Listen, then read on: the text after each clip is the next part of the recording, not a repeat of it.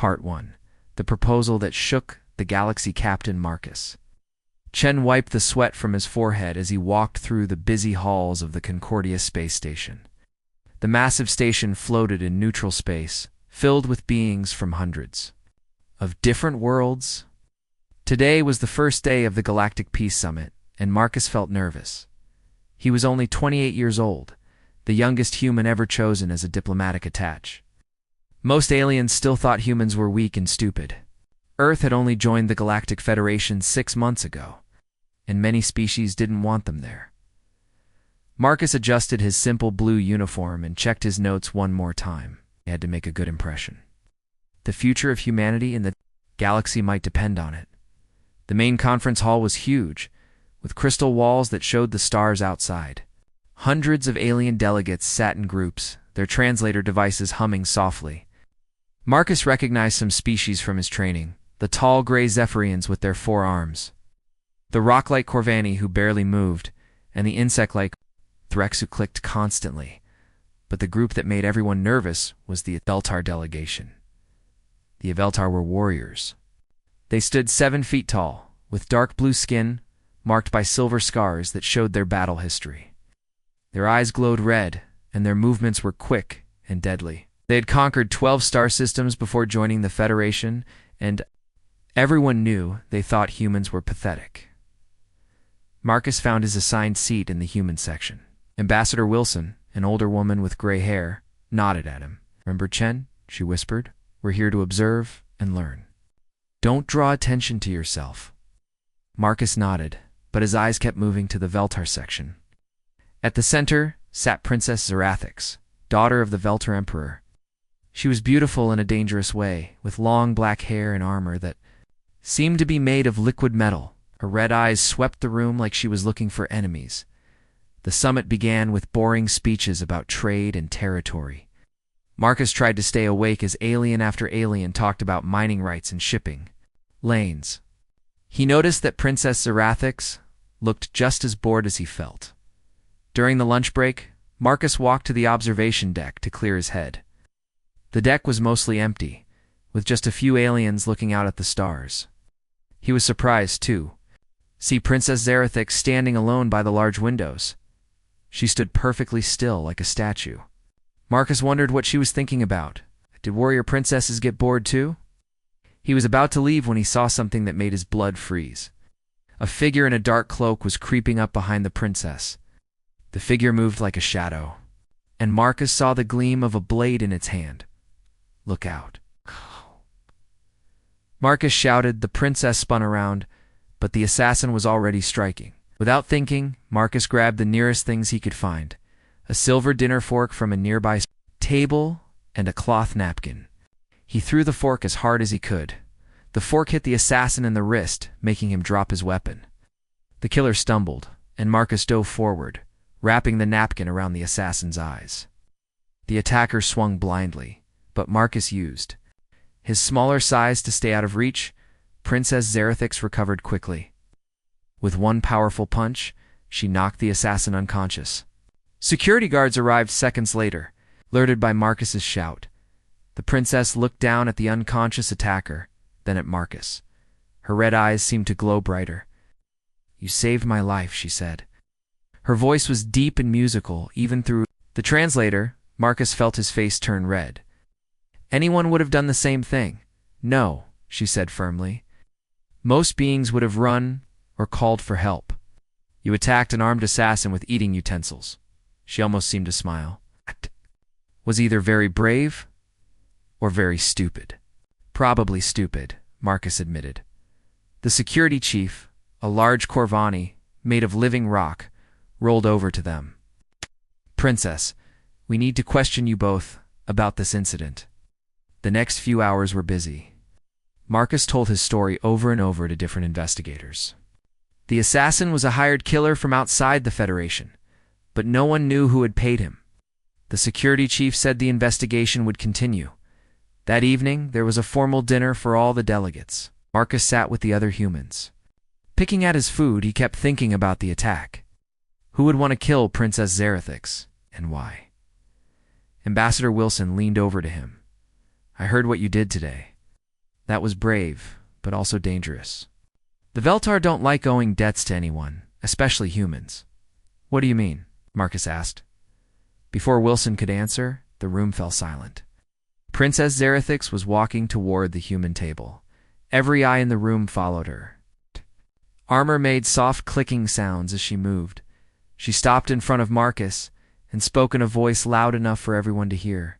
Human Marcus Chen, you have done me a great service today. According to the ancient laws of my people, anyone who saves a royal's life in combat may claim a reward. Marcus stood up, feeling nervous with so many aliens watching. I don't need a reward, Your Highness. I just did what was right. Princess Zerathix tilted her head. What is right and what is law are not always the same thing. The law is clear. You may claim any reward within my power to give.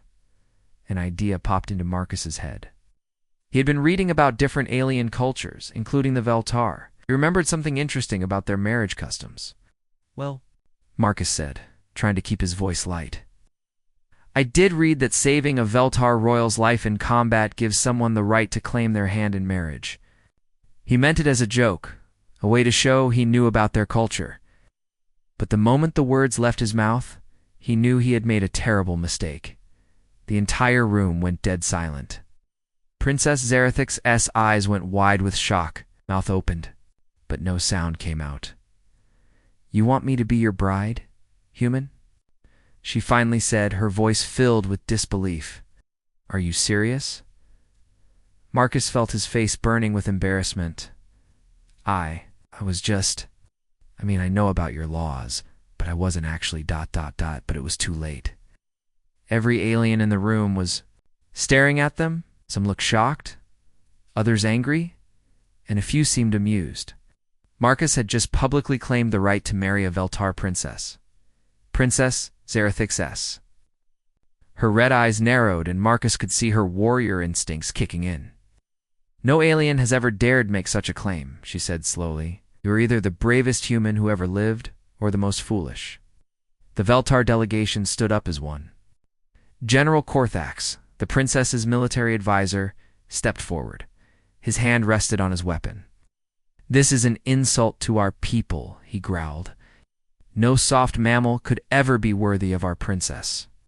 But Princess Zerathix held up her hand, stopping. The law is the law, she said. Even if it has never been tested like this before, she looked directly at Marcus. You have made your claim human.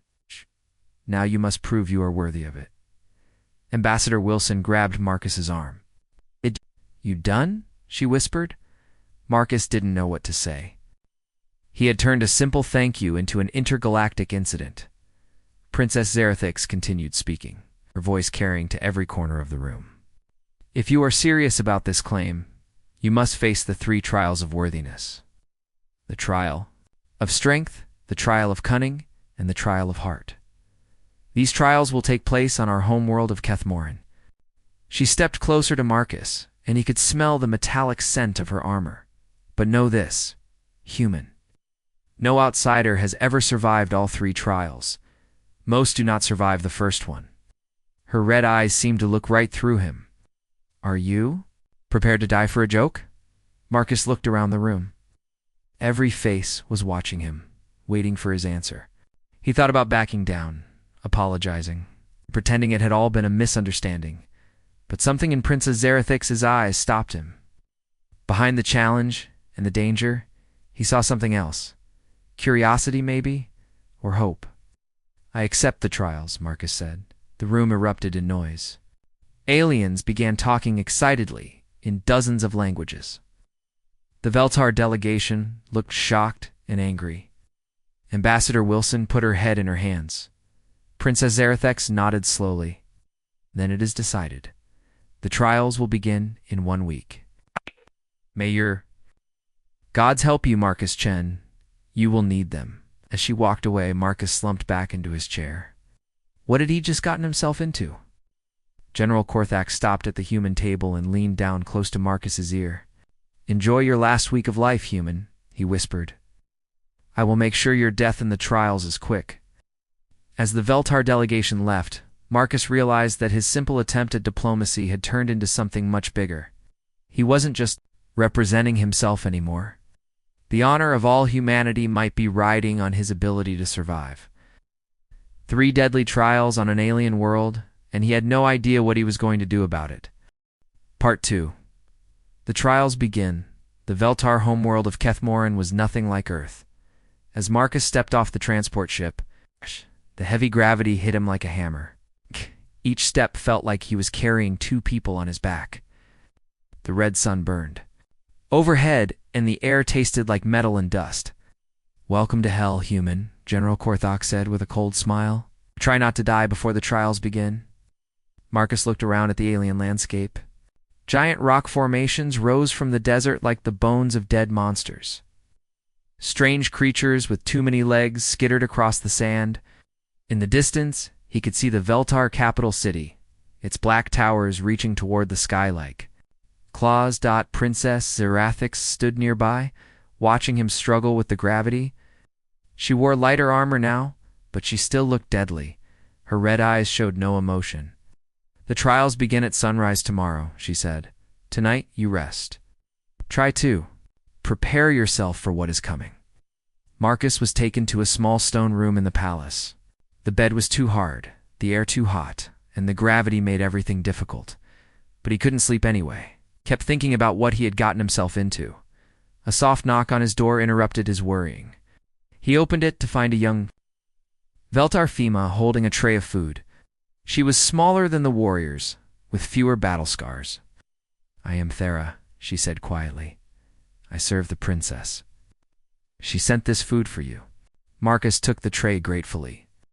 The food looked strange, but smelled good. "Thank you. Can I ask you something?" Thera looked nervous, but nodded.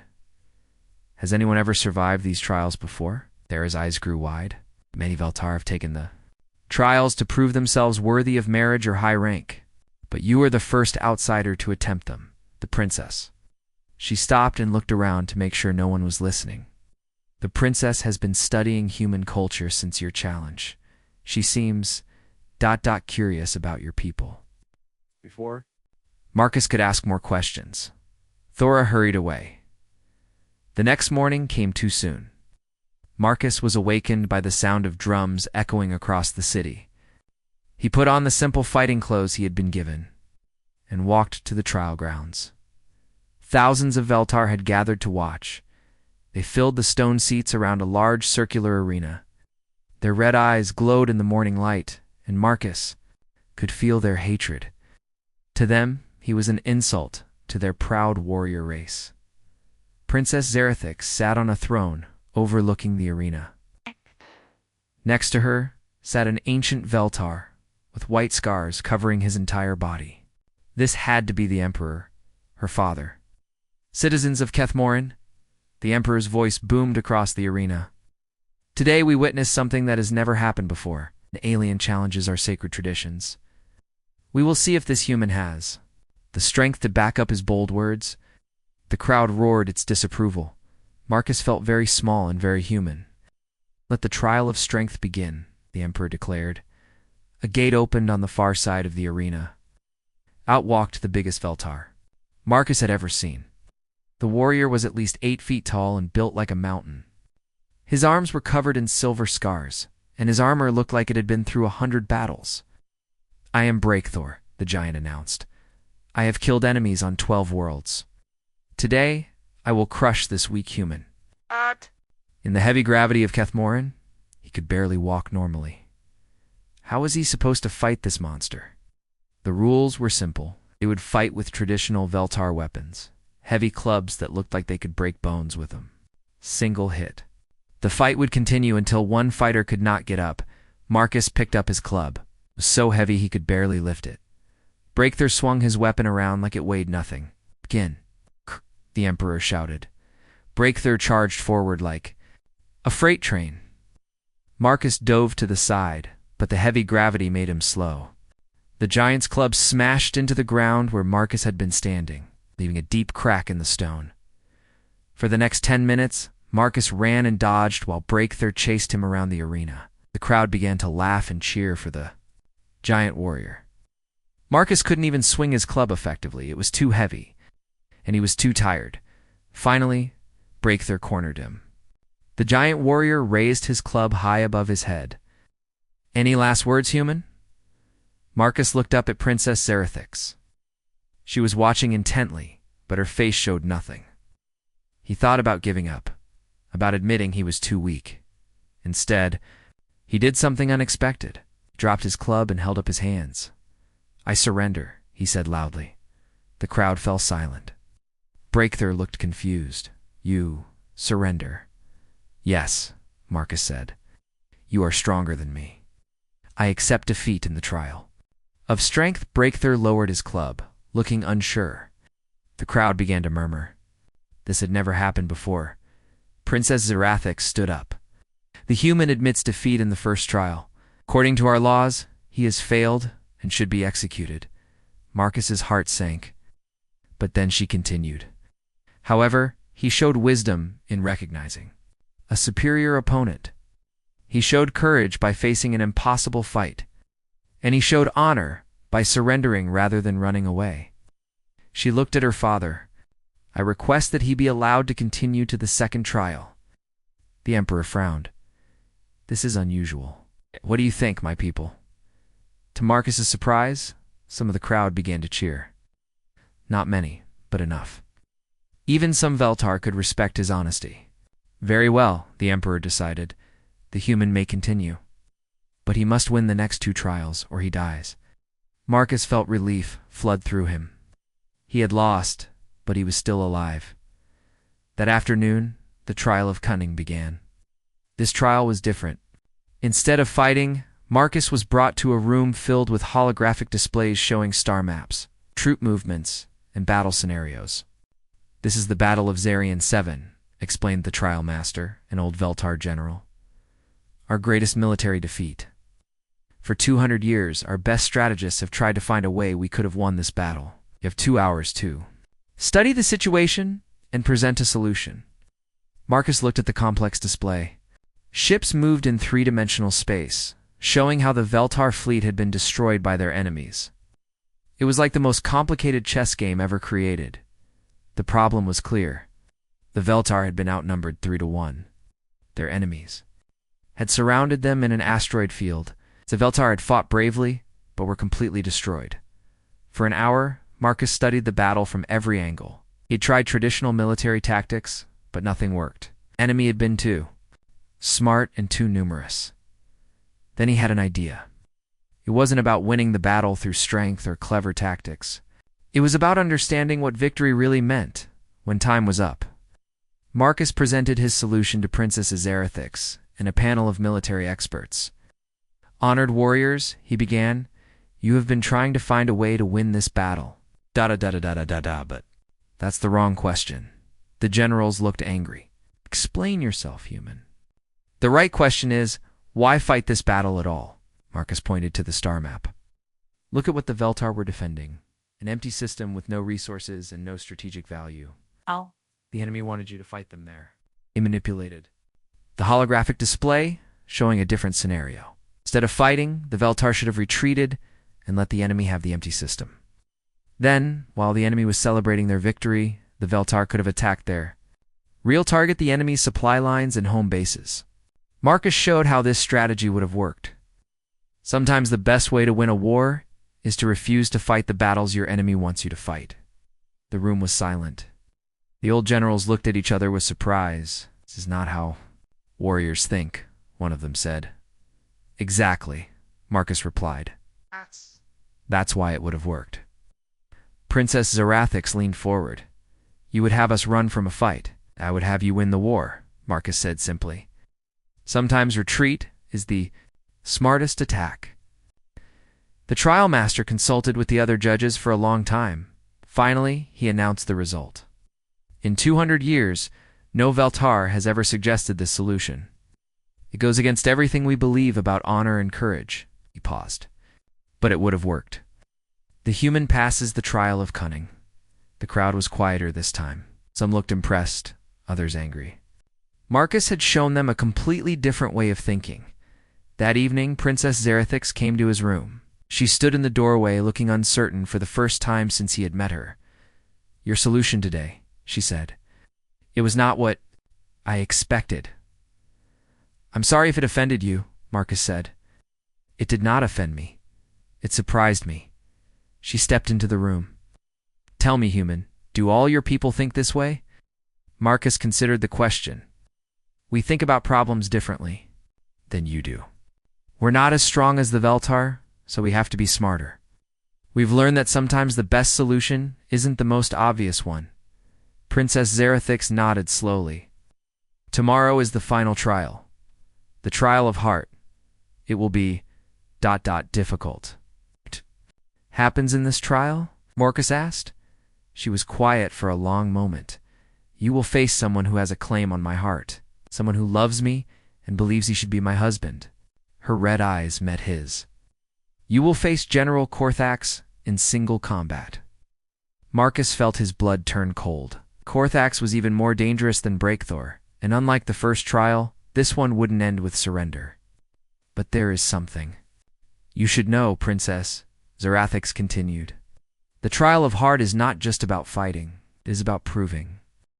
Part 3. The heart's true test. The ancient Veltar Colosseum was bigger than anything Marcus had ever seen. Built from black stone that seemed to absorb light, it could hold 50,000 spectators. Today, every seat was filled. Veltar from across the planet had come to watch the impossible trial. Marcus stood in the center of the arena, feeling very small.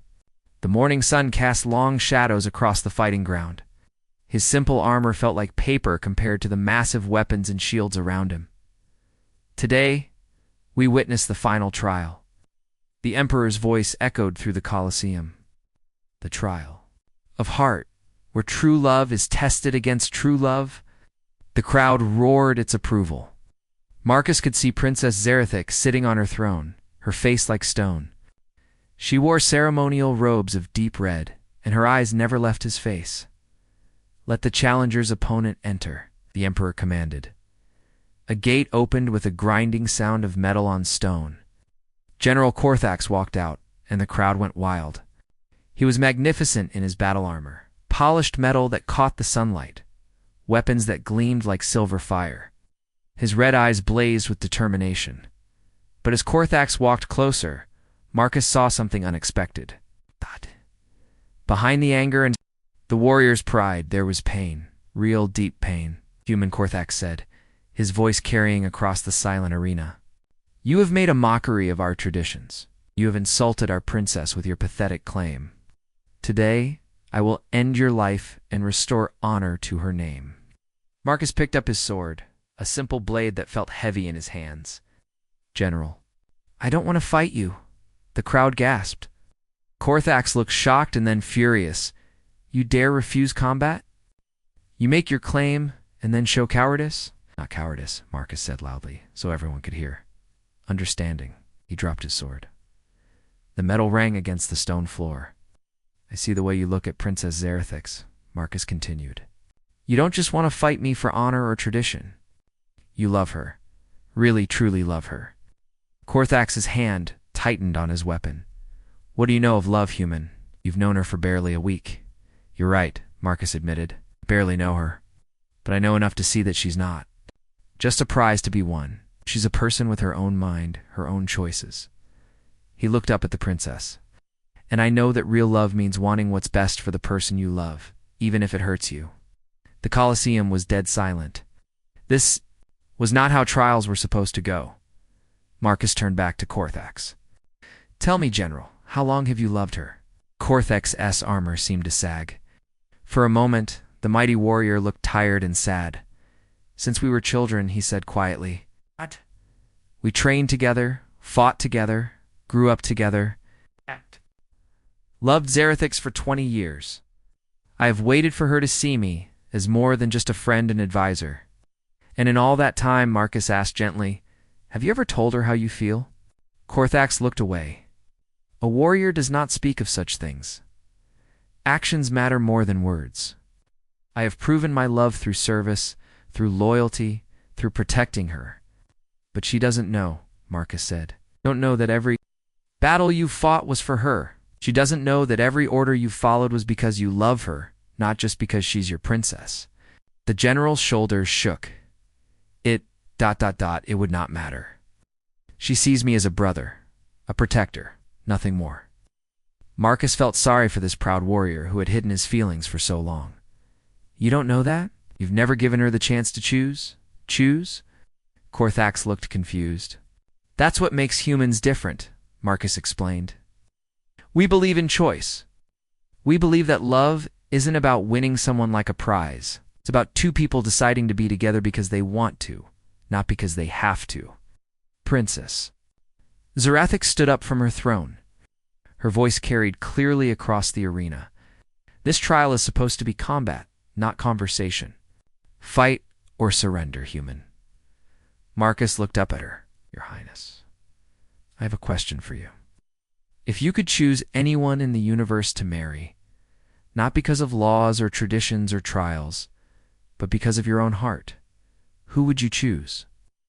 Is not how our society works, she replied, but Marcus could hear uncertainty in her voice. But what if it could be? Marcus asked. What if you had the freedom to choose? Before she could answer, the ground began to shake. A terrible sound filled the air, the whine of energy weapons charging up. Suddenly, the royal viewing box exploded in a shower of sparks and smoke. Assassins, someone screamed. Armed figures in black armor poured into the Colosseum from hidden entrances. They moved with military precision, their weapons trained on.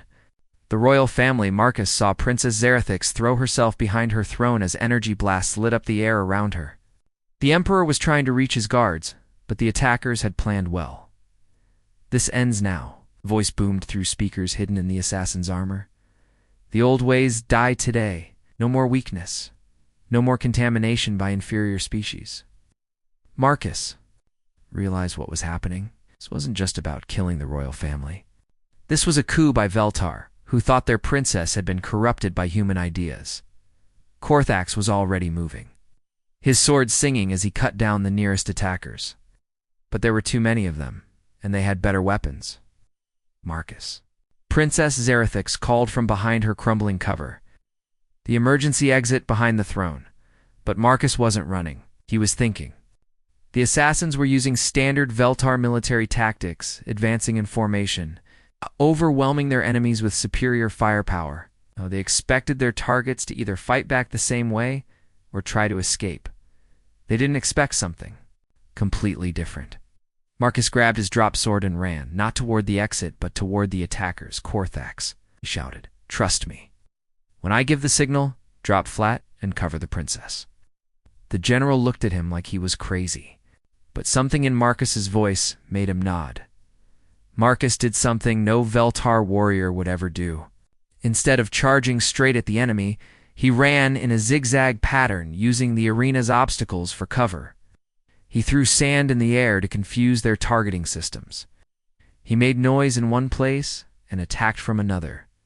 The assassins trained to fight honorable Veltar warriors were confused by these strange tactics. They spread out, trying to track him, breaking their disciplined formation. Now Marcus yelled. Korthax dove over Princess Zarathix, covering her with his armored body just as Marcus threw his sword like a spear. It struck the lead assassin's weapon, causing it to explode and take out 3 more attackers.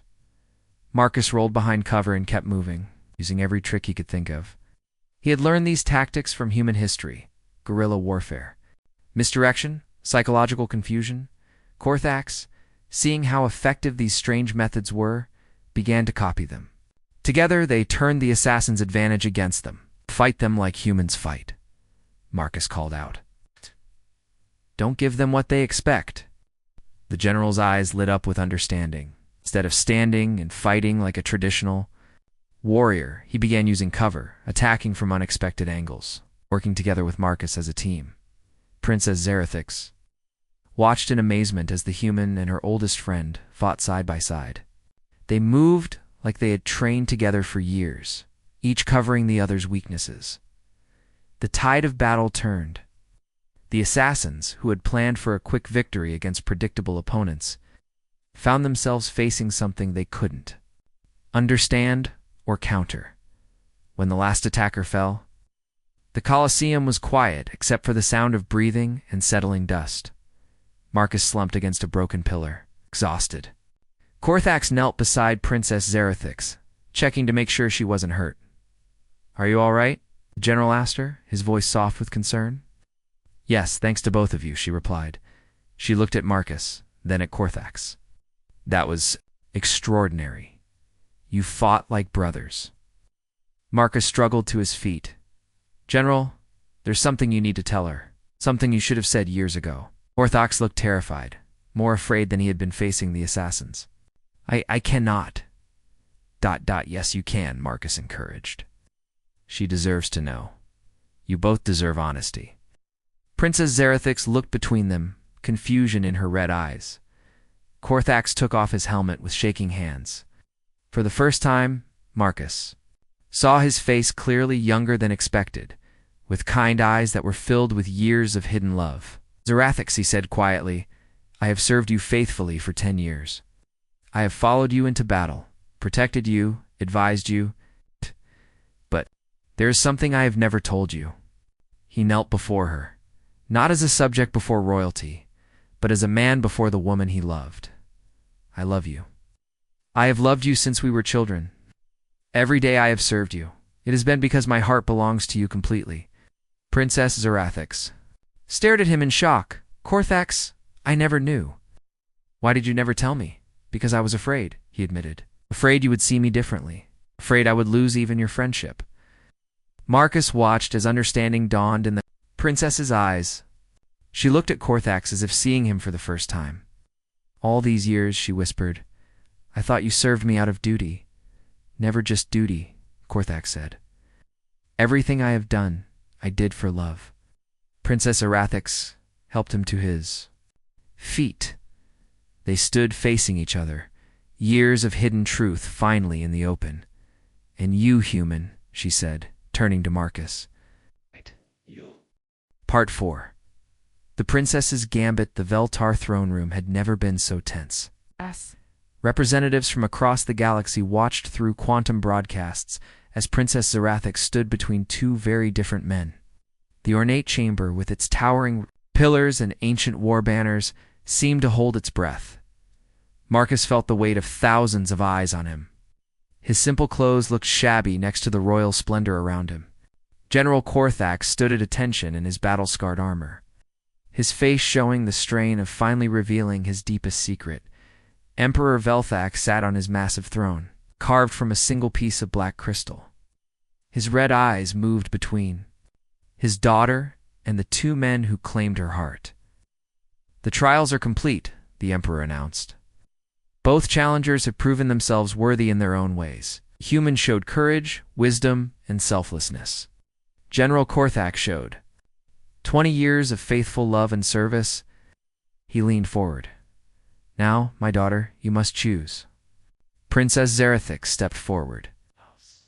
Her ceremonial robes rustled in the absolute silence. "Honored father, noble citizens of Kethmorin, and guests from distant worlds," she began, her voice clear and strong. "Today, I have learned much about love, about choice, and about what it truly means to be worthy." She turned to look at Marcus. "Human Marcus Chen, you came to our world as a stranger. You faced our trials not with the strength of a Veltar warrior, but with the courage of your convictions. Showed me that love is not about conquest or tradition, but about understanding and sacrifice." Then she looked at Korthax.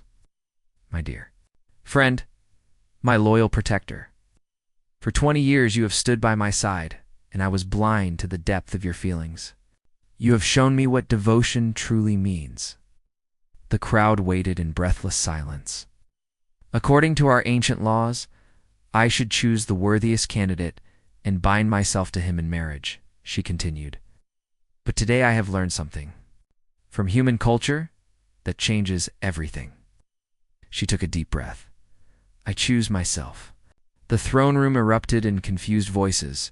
Some aliens looked shocked, others intrigued. The Emperor raised his hand for silence. "Explain yourself, daughter." Princess Zerathix's voice grew stronger. "I choose Marcus Chen, not because ancient.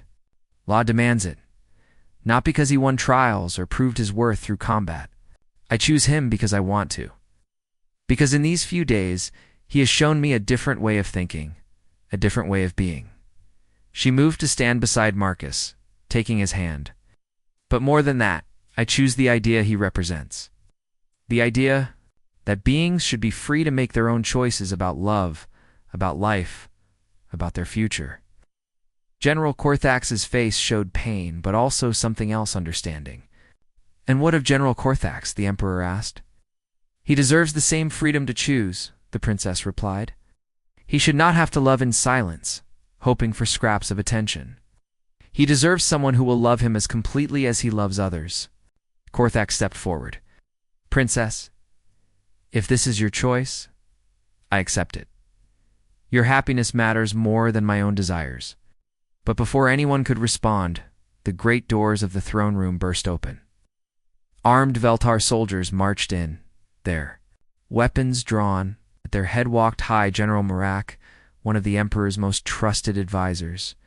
This madness ends now, Morak H declared. The princess has been corrupted by alien influence. She speaks of choice and freedom like a weak human instead of a proud Veltar warrior. The Emperor stood, his hand moving to his ceremonial sword.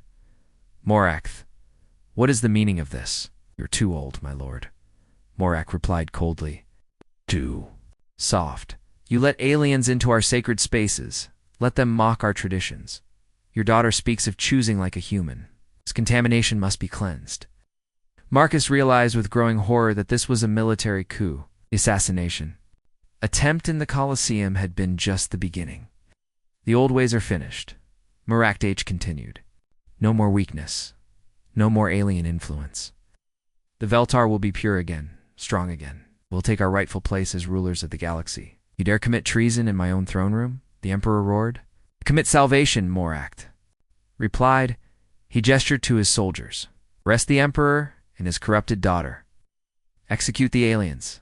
The loyal palace guards moved to defend their rulers, but Morak's rebels outnumbered them 3-1. Energy weapons began to charge up with deadly whines. Marcus's mind raced.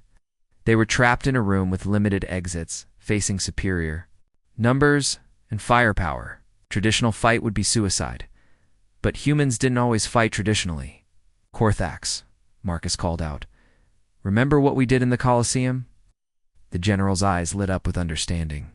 Instead of forming a defensive line like Veltar military doctrine demanded, he began moving erratically, using the room's pillars and decorations for cover.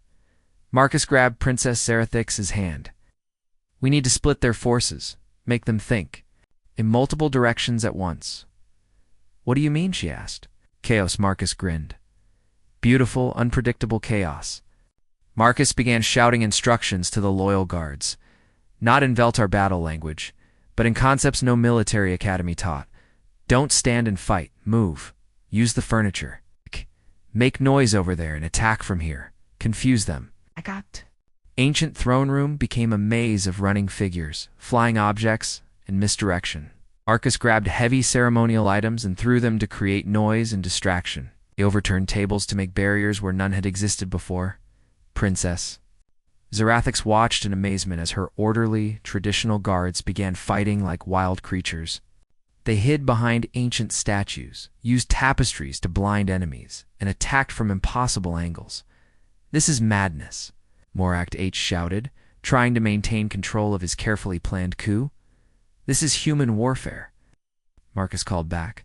Sliding under a table and popping up behind two rebels, Corthax was learning fast. He began using the same guerrilla tactics that had worked in the Colosseum.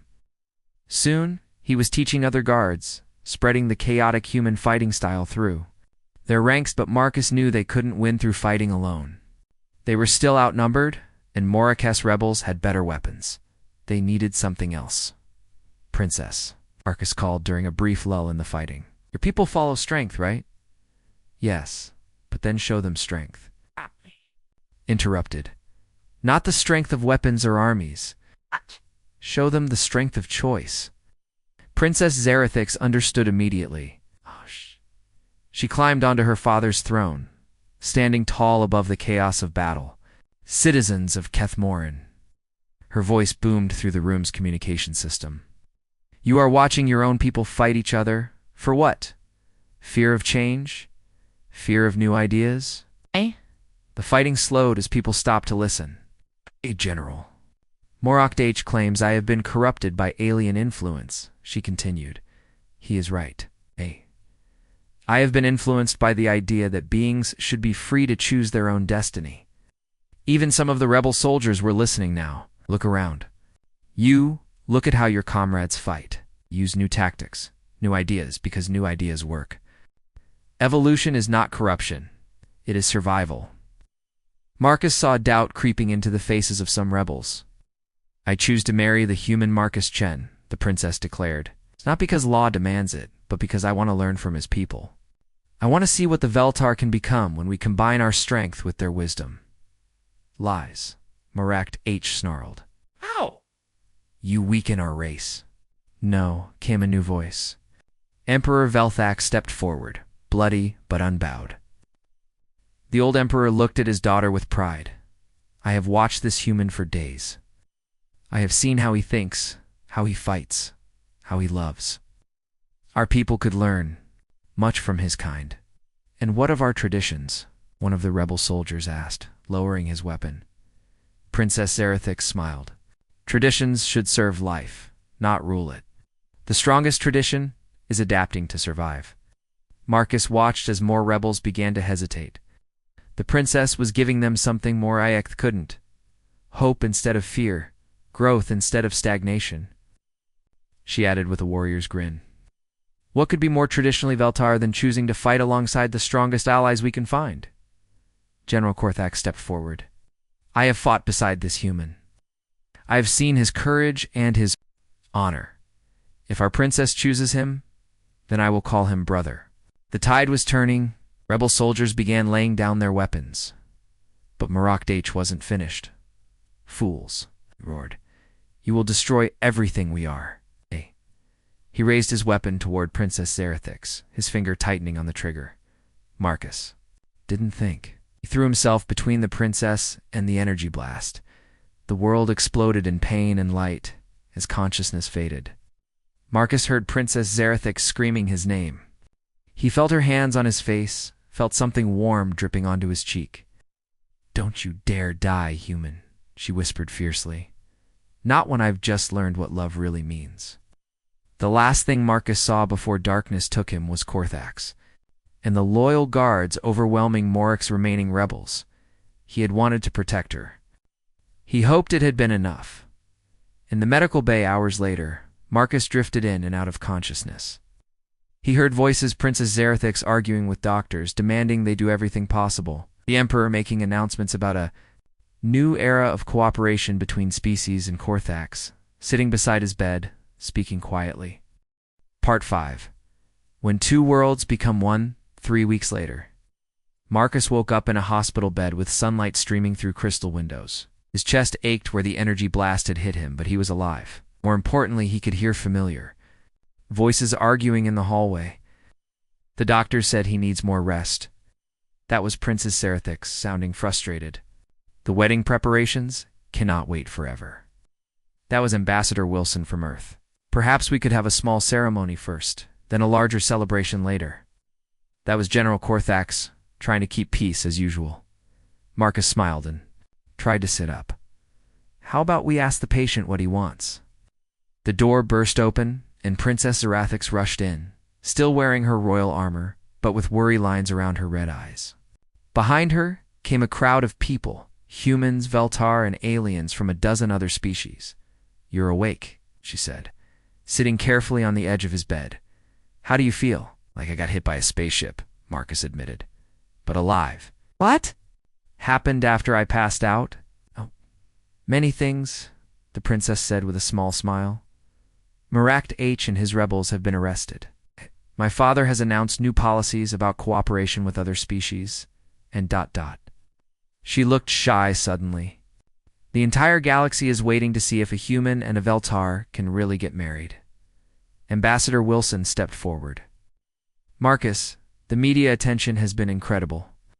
Every news service in the Federation is covering this story. You've become a symbol of interspecies cooperation. No pressure, Marcus said weakly. General Corthax moved to the other side of the bed. My friend, I wanted to thank you. What you did, helping me find the courage to speak my feelings, it changed my life. Did the princess reject you gently? Marcus asked, concerned. Corthax laughed. Actually, she did something better. She introduced me to someone. A new voice spoke from the doorway. She introduced him to me. Marcus looked over to see a Veltar female he didn't recognize.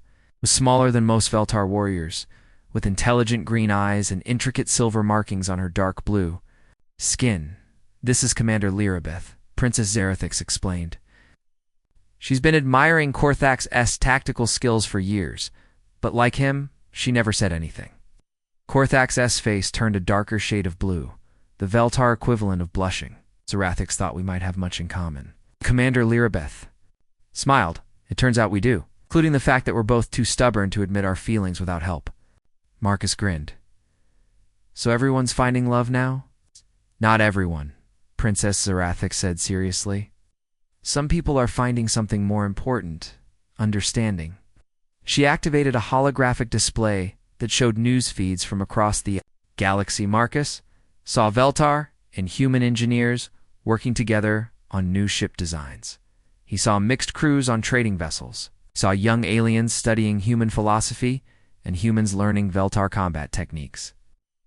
Your idea about choice has spread, she explained. Beings all over the galaxy are questioning old traditions, looking for better ways to live together. Emperor Velthok entered the room, moving more slowly than before but with dignity and tact. Young Marcus, you have caused quite a revolution.